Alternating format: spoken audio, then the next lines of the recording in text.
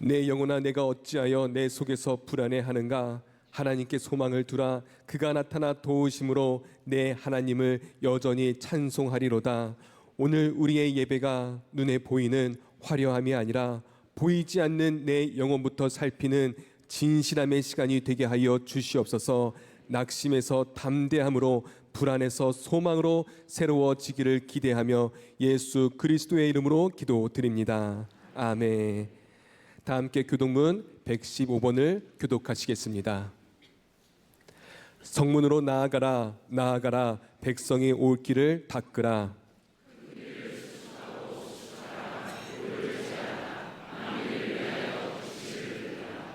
여호와께서 땅끝까지 선포하시되 너희는 딸 시온에게 이르라. 보라, 내 구원이 이르렀느니라.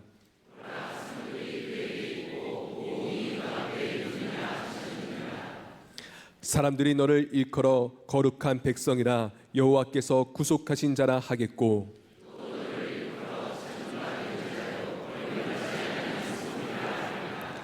선지자 이사야의 책에 쓴 바 광야에서 외치는 자의 소리가 있어 이르되, 모든 골짜기가 메워지고 모든 산과 작은 산이 낮아지고 모든 육체가 하나님의 구원하심을 보리라 함과 같으니라. 아멘. 다 자리에 앉으셔서 오랫동안 기다리던 찬양하시겠습니다.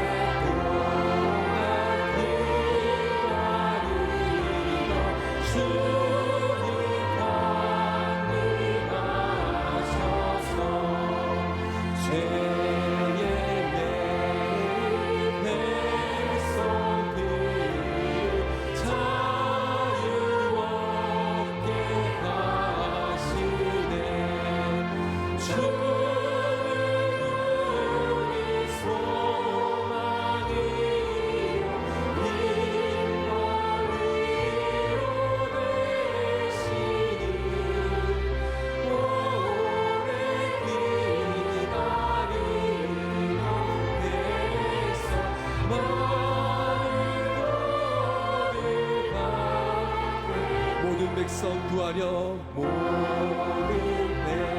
백성 구하려, 임금으로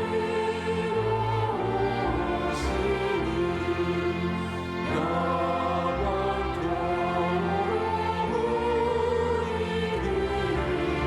진리 다스리시네.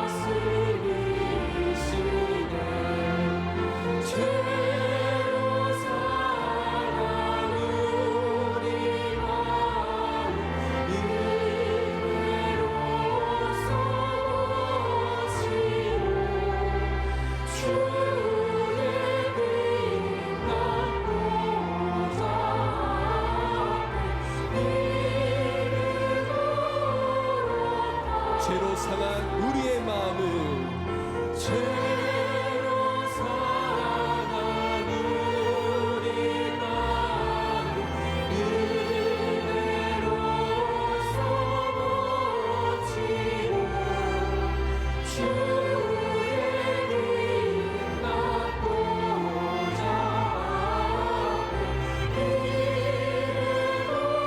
마지막으로 고백하시겠습니다. 죄로 상한 우리의 마음을,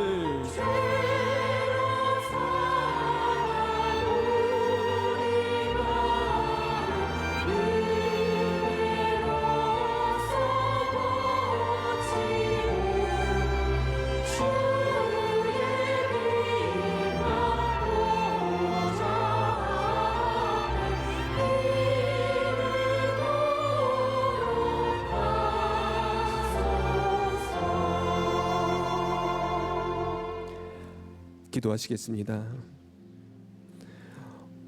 오늘도 우리에게 어김없이 사랑을 한없이 부어주시는 하나님, 오늘은 한 해의 마지막 12월 첫 하루, 주님 오심을 기다리는 강림절입니다.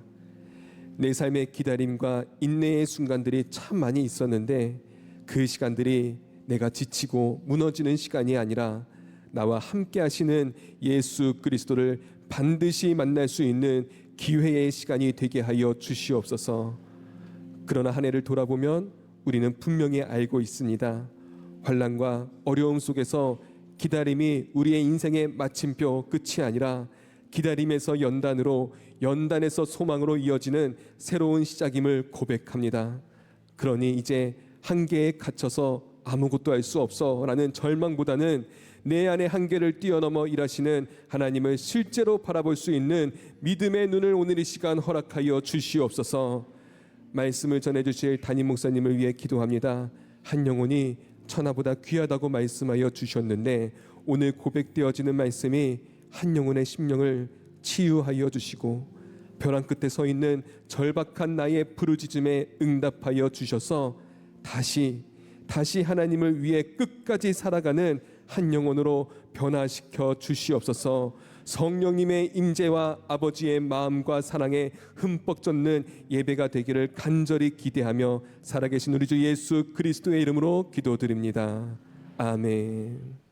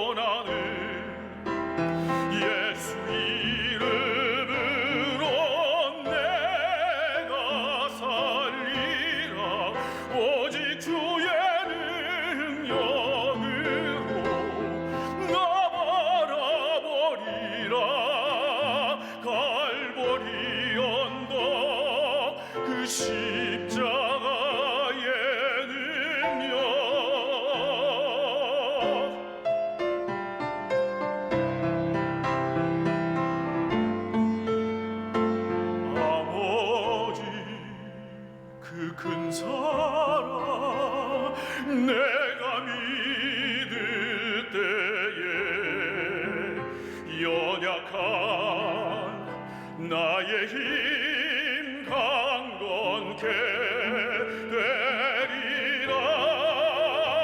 내 모든 시련을 주께 감사하며 십자가 보혈로 승리하리라.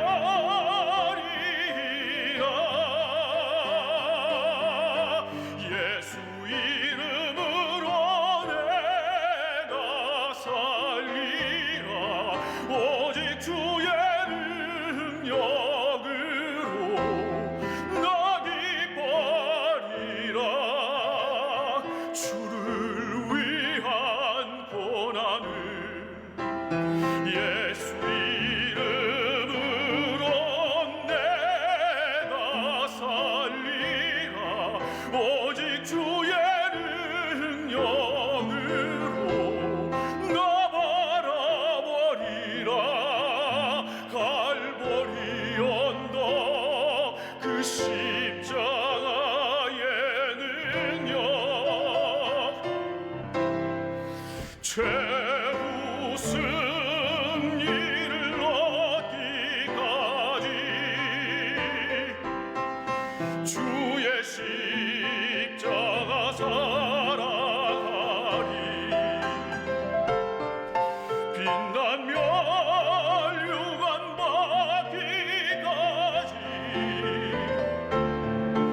험한 십자가 붙들겠네.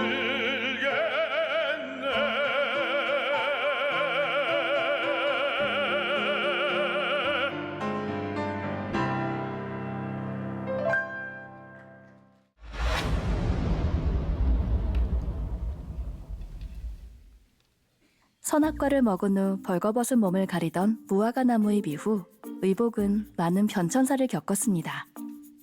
예수님 당시 의복은 동쪽의 메소포타미아와 서쪽의 이집트에서 구하기 쉬웠던 양털과 세마포를 주된 재료로 만들어졌죠. 먼저 흰색의 세마포로 만들어지던 속옷은 밖에서 일할 때 편하게 입을 수 있었던 의복이었죠. 보통 2개의 커다란 천을 얼굴과 양팔에 구멍만 남기고 꿰맨 무척 단순한 옷이었습니다. 다음으로 속옷 위에 덮는 겉옷은 집에서 멀리 외출할 때 챙겨야 하는 필수품이었습니다. 낮에는 더위와 비를 막아주고 밤에는 이불의 역할을 했기에 양털이 주 재료였죠. 머리에 쓰는 터번이나 발에 신는 샌들은 모두 뜨거운 햇볕과 달궈진 땅에서는 필수였죠. 간단한 천조각을 두르는 허리띠는 준비 완료를 의미합니다. 출애굽 당시 이스라엘 백성들이 유월절 어린 양을 먹을 때 허리에 띠를 띈 것처럼 말이죠. 주인이 돌아오지 않은 집에 준비태세를 갖춘 하인들은 당연히 허리띠를 띠고 있어야 했습니다. 긴장을 풀거나 휴식을 취하지 않고 주인을 맞이하기 위해 기다려야 했기 때문이죠. 사실 이건 당시 하인이 가져야 할 당연한 태도이자 자세였습니다. 더불어 하인들은 등불을 환하게 켜고 있었습니다. 밤 10시부터 새벽 6시 사이 언제 도착할지 모를 주인을 기다리기 위해서였죠. 시간이 얼마나 지났을까요? 환하게 등이 밝혀져 있던 집으로 주인이 깊은 어둠을 헤치고 도착했습니다. 그런데 집에 도착한 주인의 행동이 조금 이상합니다. 준비태세의 상징인 허리띠를 고쳐매고 있기 때문입니다. 평소 같으면 겉옷을 벗고 허리띠를 풀어 하인들에게 넘겨줬을 텐데 말이죠. 평소처럼 주인의 의복을 받아들 준비를 하던 하인들의 얼굴에 당황스러움이 드러납니다. 주인이 쉬지 않으면 자신들도 쉴 수 없기 때문인데요. 주인의 이상한 행동은 여기서 끝이 아니었습니다. 주인의 발을 씻기기 위해 물을 받아둔 대야로 향한 거죠. 자신의 소매를 걷고 무릎을 꿇어 물의 온도를 맞춘 후 하인들에게 향하는 주인. 그 주인의 손에 이끌려 자리에 앉은 하인들의 얼굴에는 이제 황당함이 드러납니다. 있을 수도 믿을 수도 없는 일이 자신들의 눈앞에서 일어나고 있기 때문이었죠.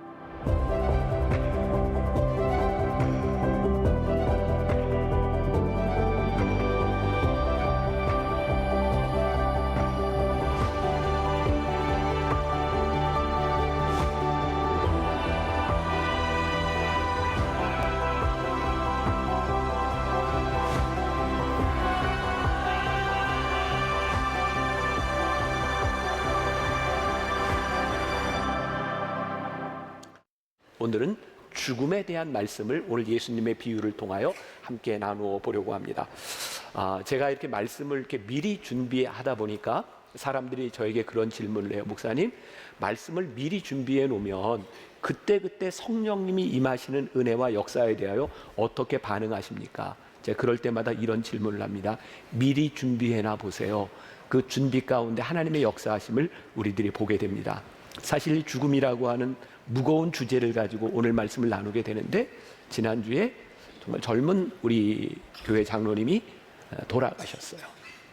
어제 교회에서 우리 천국 환송 예배를 드리게 되었고, 제 마음에는 그분이 하나님 나라의 감으로 인하여 우리 성도들에게 주는 메시지가 있다. 그 장로님이 죽음조차도 하나님이 귀하게 사용하신다라는 마음을 갖게 되었어요. 우리 중에 누구도 자기의 죽음을 결정할 수 있는 능력은 없습니다. 그러나 우리들이 어떤 죽음을 맞이할 수 있을까? 우리 죽음에 대한 준비, 그리고 우리 죽음에 대한 선택은 할 수 있다고 생각해요. 바로 어제 우리가 장례 예배를 함께 드렸던 장로님은 자신의 죽음에 대하여 선택했던 그런 분이었던 것 같아요. 그래도 믿음이 필요하다라는 책에서 저자가 필 주커먼이라고 하는 사람의 신 없는 사회라는 책을 인용하면서 이런 이야기를 합니다. 필 주커먼이 이런 이야기를 해요. 종교에 의지하는 사람은 죽음이 다가올수록 두려워하고 죄책감을 느낀다. 그러니까 신앙을 가진 사람들이 죽음에 대하여 더 두려움을 느낀다는 거예요. 근데 이 책의 저자는 이런 말을 합니다. 그것은 우리 기독교, 우리의 신앙을 잘못 이해하고 있는 겁니다.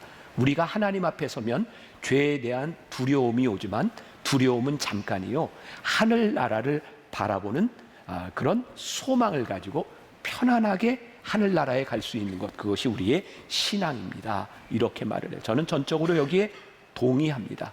죽음은 두려운 것이기는 하지만 이 두려움 가운데서 하나님의 영광을 바라보는 것이 우리 신앙이기 때문입니다. 혹시 여러분들 가운데 이런 사람은 오늘 말씀을 안 들어도 괜찮아요. 나는 죽어도 안 죽는다 하는 분. 근데 우리 모두 하나님 앞에 설 거잖아요. 우리 모두 죽을 거잖아요. 그러니까 이 말씀은 우리 모두에게 필요한 말씀이에요. T.S. 엘리엇이라고 하는 유명한 시인이 이런 얘기를 했습니다. 죽음 자체가 두려운 것이 아니라 죽음이 곧 끝이 아닐까 봐 우리는 그게 두렵다.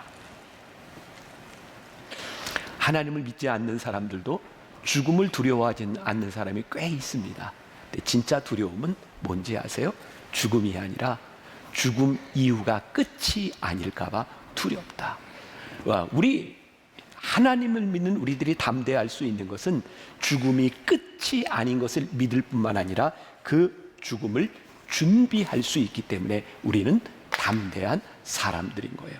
오늘 함께 말씀을 나누면서 저와 여러분들에게 이 죽음이 우리들에게 두려움을 넘어 담대함으로 하나님의 영광을 바라볼 수 있는 믿음으로 고백되는 이 시간이 되기를 간절히 소원합니다.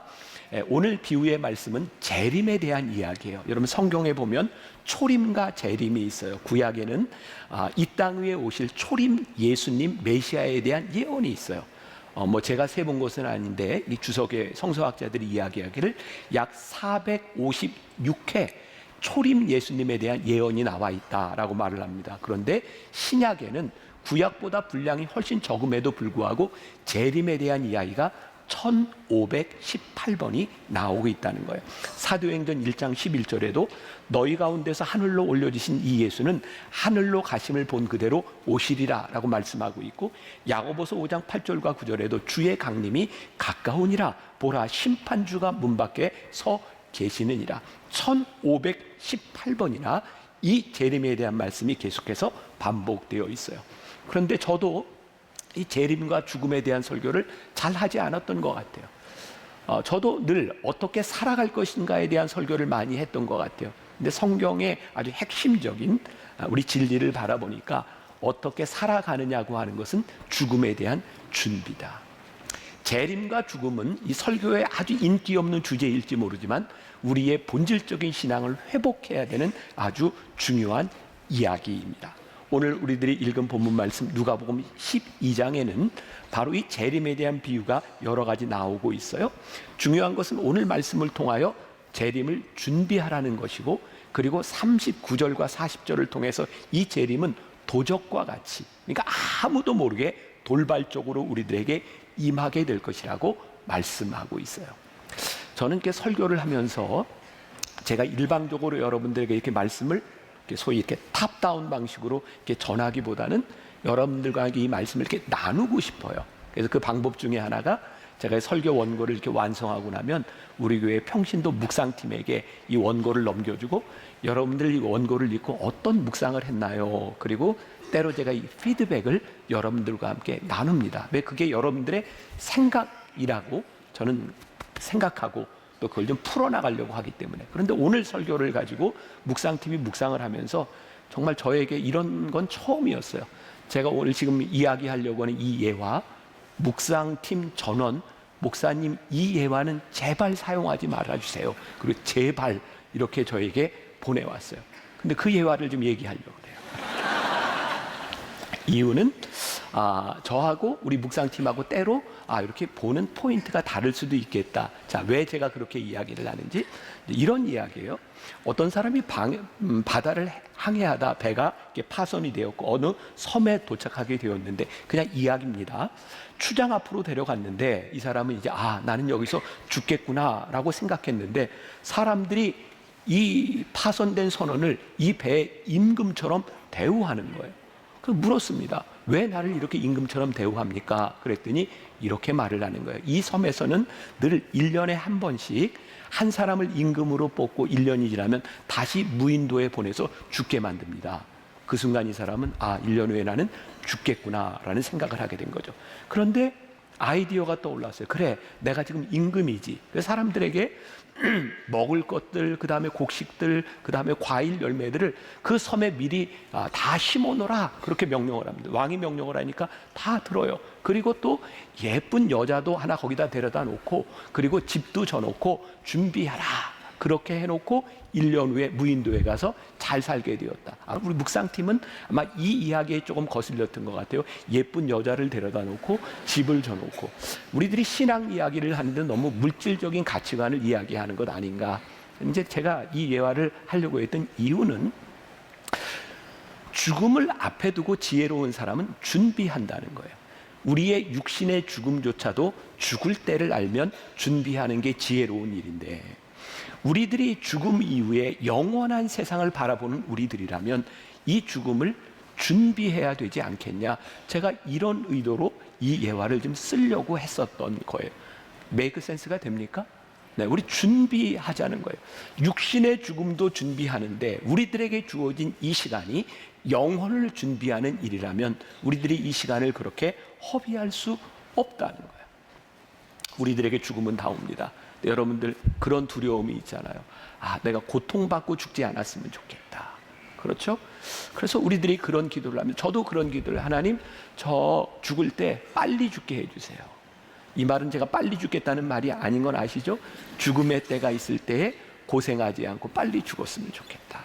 우리는 주변에서 고통받는 많은 사람들을 보기 때문에 그래요. 근데 이거 우리가 선택할 수 있는 일이 아니에요.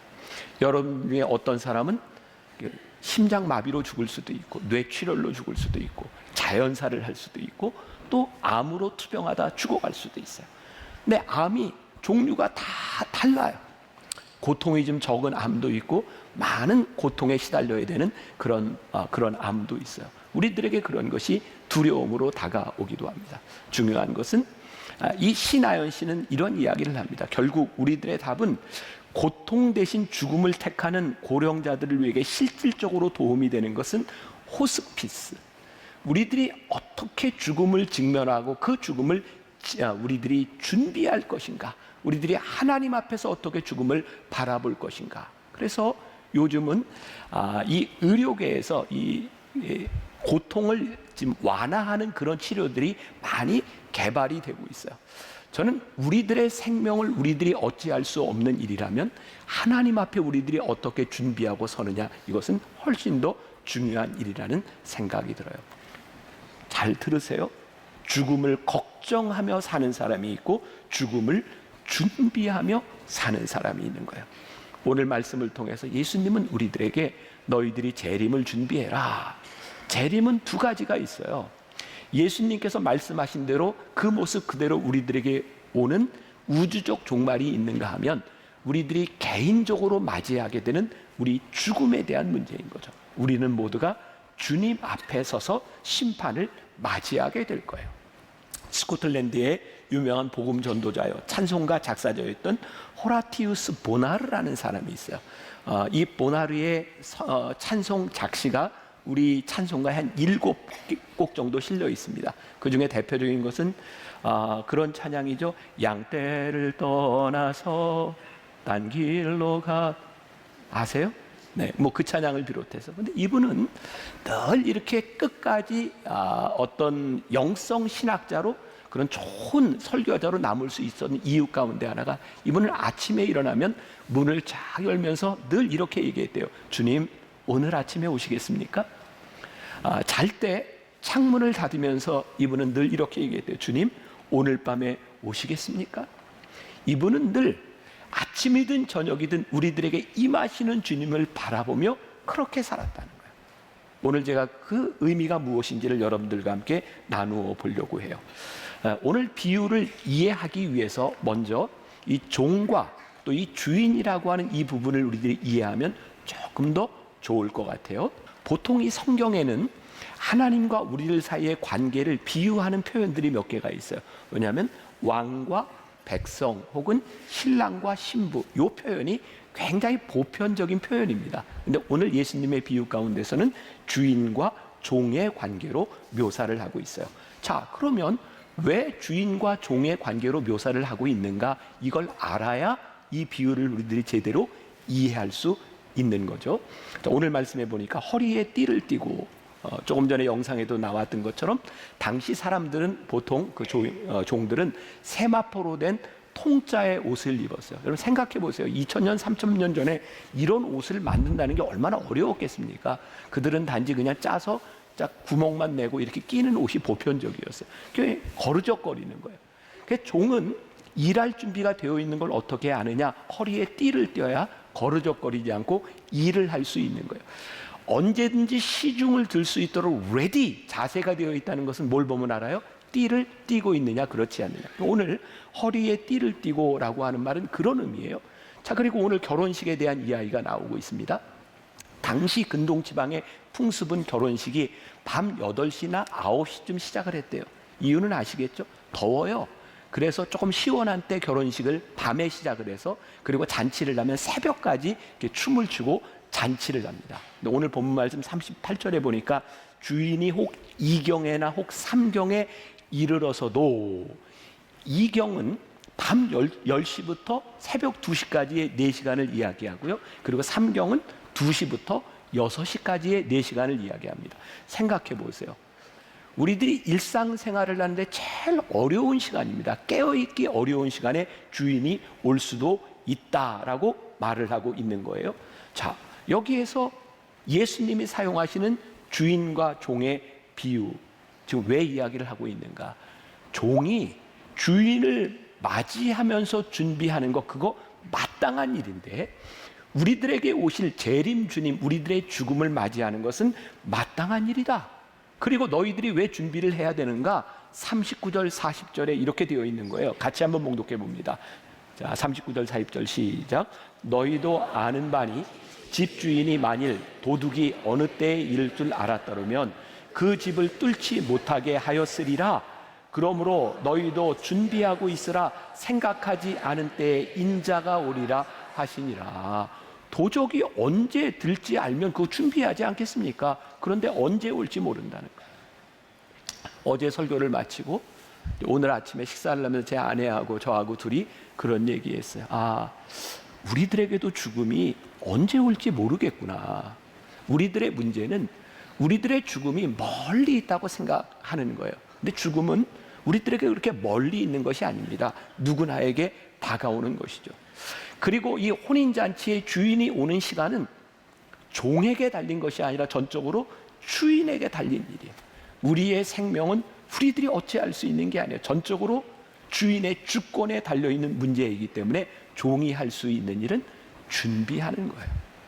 오늘 우리들에게 주어진 유일한 우리들의 선택권이 있다면 우리들이 어떻게 이것을 준비하는가, 그것이 최선의 방법이라고 말씀하고 있는 거예요. 그러면서 오늘 예수님이 이 비유 가운데서 이렇게 말씀하세요. 37절 우리 같이 봅니다.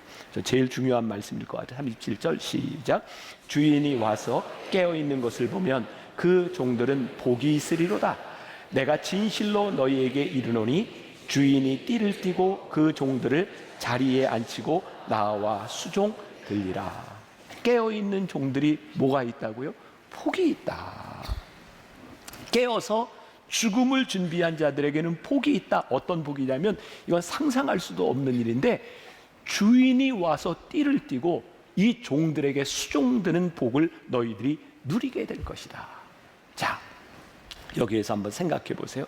항상 깨어있고 항상 준비한다는 게 얼마나 힘든 일입니까? 아마 군대를 갔다 온 남자들이라면 모두가 군대 생활하면서 불침번이라는 걸 서봤을 거예요. 저도 훈련 받을 때 12주 동안 불침번을 섰던 기억이 있어요.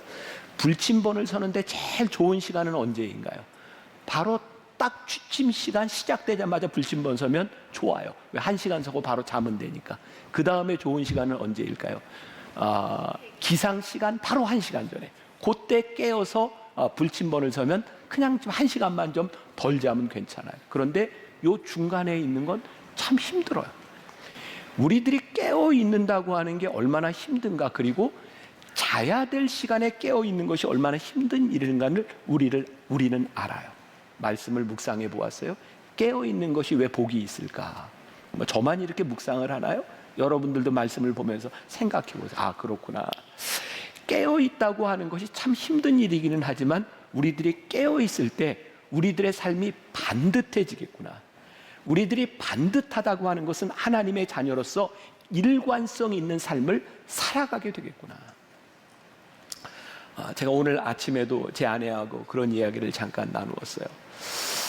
내가 예전에는 잘 느끼지 못했는데 요즘은 제가 이제 36년째 이렇게 목회를 하면서 목회가 참 힘든 일이었구나, 그런 걸 느낀다고. 왜 힘든가? 제가 이렇게 젊었을 때, 이렇게 체력이 좋았을 때는 잘 느끼지 못했는데 요즘 설교 준비를 하는 게 참 힘들었던 일이구나라는 걸 느껴요. 제 아내가 이렇게 얘기를 하더라고요. 혹시 코로나 이후에 유튜브로 막 이렇게 설교가 나가고 지금 이 설교가 생방으로 나가고 그런 것 때문에 부담 가지는 거 아니야? 근데 제가 아무리 생각해봐도 저는 그런 것 때문에 부담스럽지는 않아요. 그런데 설교를 준비하는 게 예전처럼 집중력이 좀 떨어지고 또 책도 예전처럼 많이 못 읽고 그러다 보니까 설교 준비하는 게 많이 힘들었구나, 이런 생각을 해요. 그런데 저에게 힘들었던 이 시간들이 참 큰 축복이었구나라는 생각을 다시 한번 하게 돼요. 왜냐하면 저는 설교를 준비하면서 말씀을 바라보면서 또 이렇게 설교를 하고 강단에서 내려오면서부터 이 말씀이 저를 붙잡아줘요. 너 그렇게 설교했잖아. 너 그렇게 말씀 묵상했잖아. 제가 지금까지 살아오는 동안 참 고달프고 힘들고 힘겹게 느껴졌던 이 시간들이 나에게 큰 축복이었구나. 저에게 이런 생각이 드는 거예요. 그래서 예수님이 종과 주인의 비유를 우리들에게 말씀하고 있는 거구나.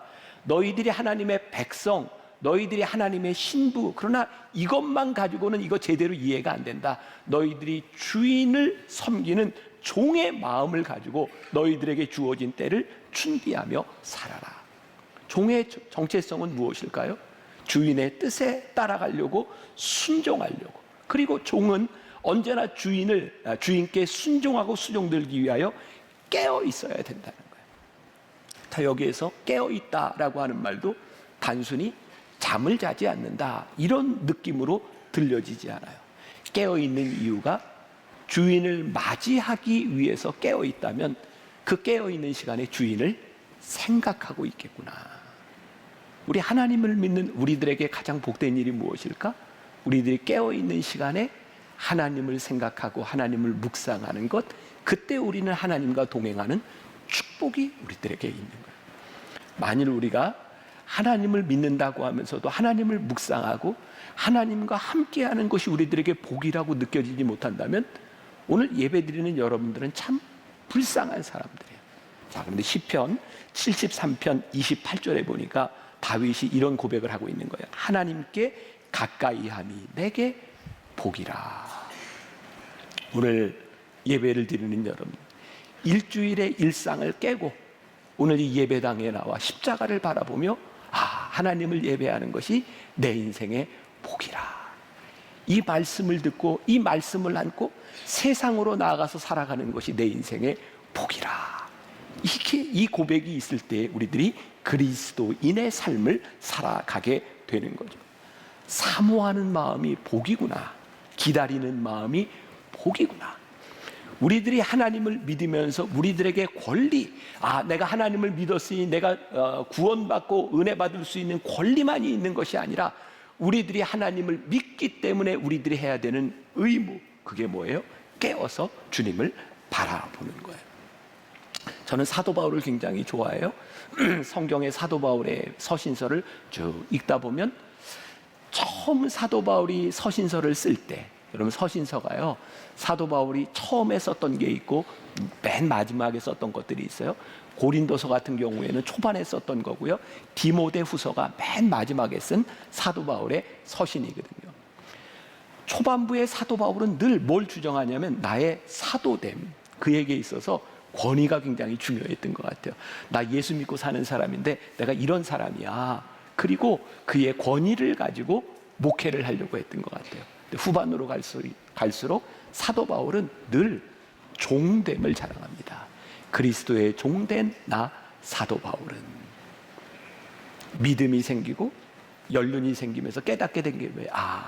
나에게 제일 큰 축복이 그리스도의 종된 삶을 살아가는 것이 내 인생의 복이구나. 사도 바울은 그 고백을 계속해서 하고 있는 거예요.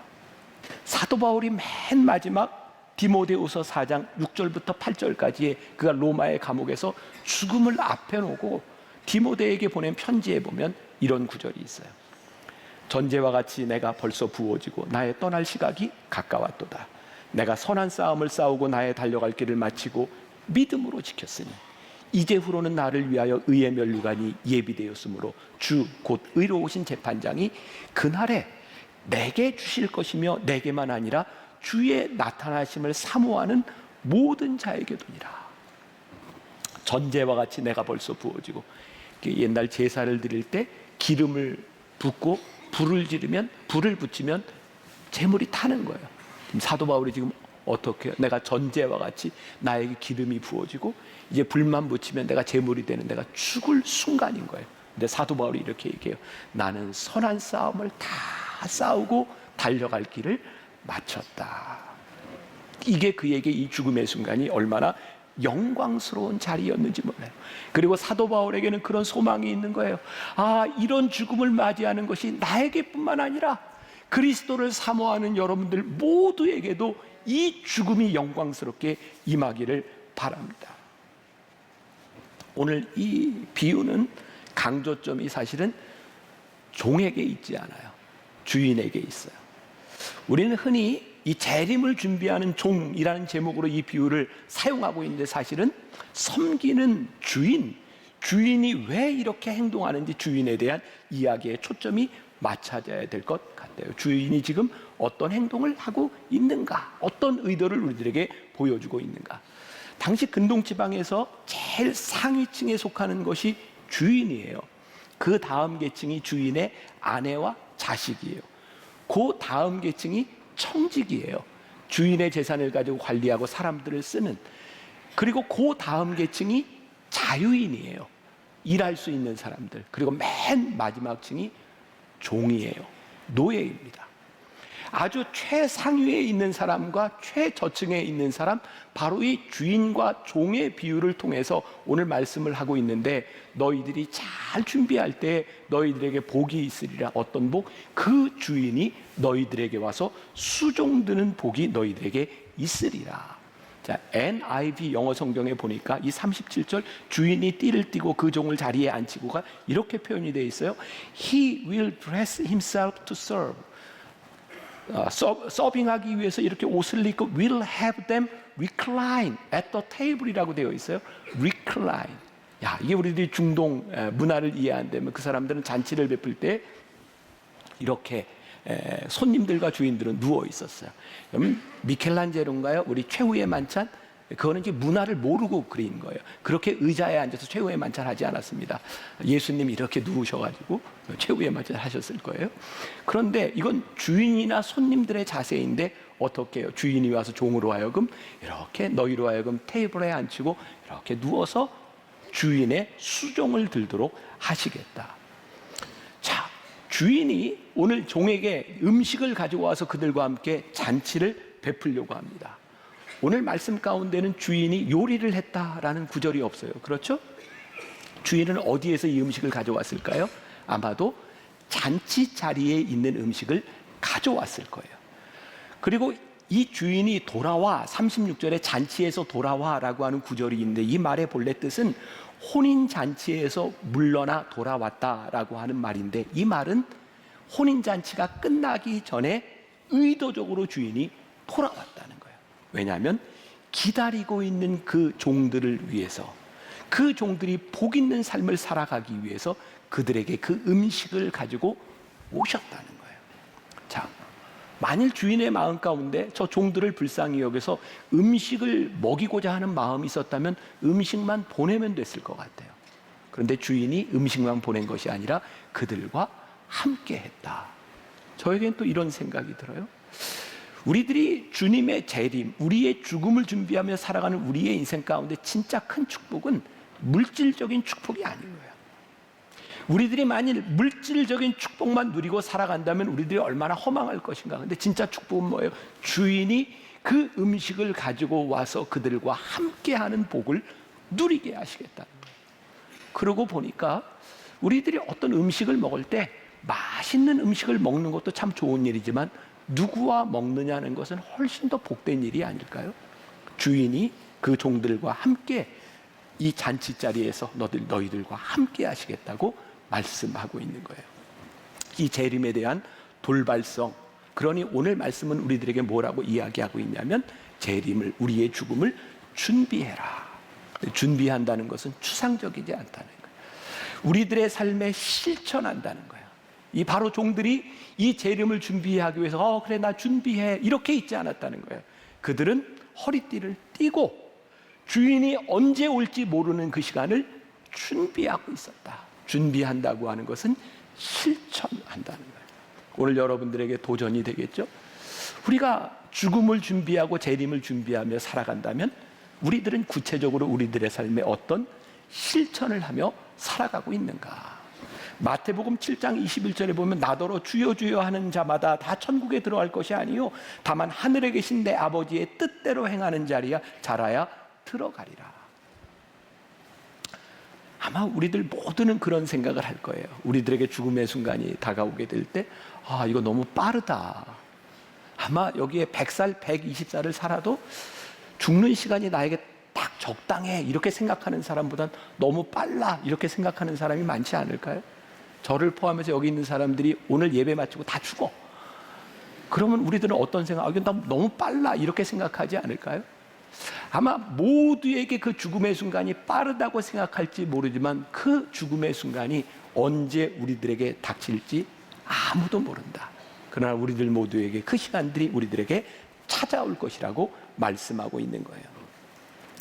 저는 이렇게 설교 준비를 해놓고 가끔 하나님이 기가 막히게 정말 이렇게 인도해 주시는구나 그런 느낌을 갖는 게 사실 제가 이 설교 원고를 가지고 지난주에 제가 두바이에서 한인교회 집회를 인도하기 위해서 갔어요.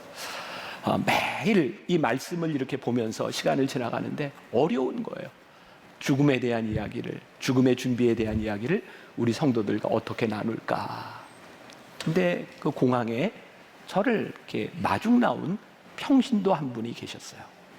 그분이 거기에서 자기 이야기를 이렇게 하는데 한 달 전에 어머니가 세상을 떠나셨대요. 그래서 그분은 두바이로 돌아올 수 없는 상황이었고 그분이 그 교회의 예배위원장, 강사 영접위원장을 맡고 있는데 도저히 갈 수 있는 상황이 아니다. 왜냐하면 형제들이 아무도 없고 아버지 혼자 80 넘은 아버지 혼자 살아계시는데 그 아들이 참 효자인 것 같아요. 아버지와 함께 한 달을 지나고 이렇게 밥을 이렇게 해드리고 하면서 내가 이 자리를 아버지와 지켜야 되겠다 이렇게 생각을 했던 것 같아요. 그런데 돌아가신 어머니의 유품을 이렇게 정리하다 어머니의 일기를 보게 되었대요. 그 일기에 한 세상에 만나교회 김병삼 목사의 설교를 들으면서 어머니가 노트에 정리한, 그리고 어머니가 신앙에 이렇게 결단을 냈던 그런 내용들을 보게 된 거예요. 그분에게는 어떤 사인으로 보였냐면, 아, 하나님께서 나에게 그 자리로 돌아가라고 말씀을 하시나 보다. 그래서 아버지에게 양해를 구하고 두바이에 들어와서 저를 마중 나오게 된 거예요. 그러면서 어머니의 죽음에 대한 이야기를 하는 거예요. 목사님, 어머니의 일기를 보다 보니까 어머니가 그렇게 또 여러 목사님들 또 제 설교를 들으면서 그렇게 결단을 했다는 것도 잘 이해가 안 되지만, 어머니가 그 설교 가운데서 어떻게 죽음을 준비하고 그 마지막을 얼마나 소망하고 있었는지를 보게 되었다는 거예요. 어머니는 그 일기장에 그런 제목을 많이 썼대요. 하나님, 제가 죽을 때 한 번에 죽게 해주세요. 너무 심각해요? 근데 진짜 생각해 보니까 한 번에 죽는 건 축복이에요. 그죠? 네, 맞아요. 맞아. 이 어머니가 이렇게 욕실에서 넘어지셨는데 그날로 돌아가셨어요. 어떻게 보면 이 어머니의 기도가 응답이 된 것처럼 또 보여지기도 해요. 그런데 이 아버지는 어머니를 굉장히 사랑했고 늘 어떤 생각을 했냐면, 내가 엄마보다는 좀 일찍, 내가 끝까지 살아서 엄마의 죽음을 좀 보고 내가 죽었으면 좋겠다. 아버지가 이런 생각을 하고 계셨는데, 어머니가 막상 돌아가시고 나니까 아버지가 너무 비참한 거예요. 혼자 80 넘은 남자가 혼자 산다는 게. 그리고 자기도 늘 그런 생각을 했대요. 내가 아내를 먼저 묻어주고 내가 죽으면 좋겠다라고 생각했는데, 어머니의 모습을 보니까 내가 먼저 죽어야 되겠구나, 그런 생각이 들더래요. 그런데 장례를 하는데 그 어머니의 친구들, 80 넘은 어머니의 친구들이 이렇게 함께 와서, 또 아버지를 아는 사람들이 함께 와서 있는 모습들을 보는데, 그 연세가 많은 권사님들, 그 할머니들은 너무 잘 지내고 너무 잘 살고 있더라는 거예요. 그분들을 바라보면서, 그래, 죽음을 준비하고 함께 믿음의 길을 가고 있는 그 사람들의 삶이 참 복되구나. 저는 그런 생각을 했어요. 여러분들이 좋은 죽음을 잘 맞이하는 것도 참 중요한데, 여러분들의 죽음과 여러분들을 지켜보고 있는 여러분들의 가족들에게 여러분들이 어떤 죽음을 보여주느냐도 굉장히 중요한 부분이에요. 어제 장례 예배를 마치면서 우리 장로님들이 조사를 하고 또 우리 장로님들을 추모하는데, 이 장로님이 일찍 돌아가셨어요. 마음이 많이 아프고 힘들어요. 이 장로님은 본인이 1년 전에 췌장암이라는 걸 알고 있었어요. 그런데 치료를 받지 않았어요. 그리고 한 달도 채 안 됐어요. 마지막 병원에 들어가기까지, 그 전까지 이 교회에서 환한 웃음으로 안내를 하고 여러분들을 맞이했던 분이에요. 그리고 한 달로 채 되지 않아서 돌아가셨어요. 근데 우리들이 그분을 추억해. 그 자리를 누가 메우지? 그 웃음은 누가 대신하지? 그분이 사역했던 그 자리에 우리 목회자들이 함께 조가를 부르면서 그분의 모습들을 생각해요. 제가 어제 그 남겨진 딸에게 그렇게 얘기했어요. 엄마가 참 잘 살았다. 엄마가 참 잘 살았어. 여러분들이 이 믿음과 신앙의 공동체를 지키고 내 죽음을 맞이하고 준비하는 것이 끝이 아니라, 여러분들이 이 땅에 살아가면서 여러분들의 삶, 여러분들의 섬김, 여러분들의 실천이 여러분들의 죽음을 남겨진 가족들에게 복되게 만들어줘요. 그리고 저는 진짜 우리 예수 믿는 사람들이 이 공동체 안에서 살아가다가 멋진 죽음을 좀 맞이했으면 좋겠어요. 요즘 가끔 장례식에 가면 우리들이 오래 살잖아요. 남겨진 아들, 딸들이 우리 때부터 뭐 둘만 낳자 막 이런 거 운동하고, 둘도 많다 하나만 낳자, 그래서 아들, 딸이 둘 하나 있는 가정들이 많은데, 어머니 아버지가 돌아가실 때가 되면 아들, 딸들이 노인이에요. 그러다 보니까 친구도 별로 없어요. 아니, 운구할 사람이, 가족이 없어요. 그 가족들을 보면서 답이 저는 크리스찬 공동체라고 생각했어요. 우리 죽음을 잘 준비하는 거예요. 우리 믿음의 공동체 안에서 여러분들이 잘 교제하고 그리고 영광스러운 죽음을 맞이할 수 있도록 우리 주님께서 잘 산 우리들의 모습을 바라보면 야, 그래 네가 참 잘 살았다. 그리고 주님께서 수종 드시는 모습, 우리의 헌신과 우리의 섬김과 우리의 충성이 복되다. 그럴 수 있으면 우리들이 복된 영광스러운 죽음을 맞이하지 않겠는가. 오늘 저와 여러분들이 그런 마지막을 잘 준비하는 인생이 되시기를 주님의 이름으로 간절히 축원합니다.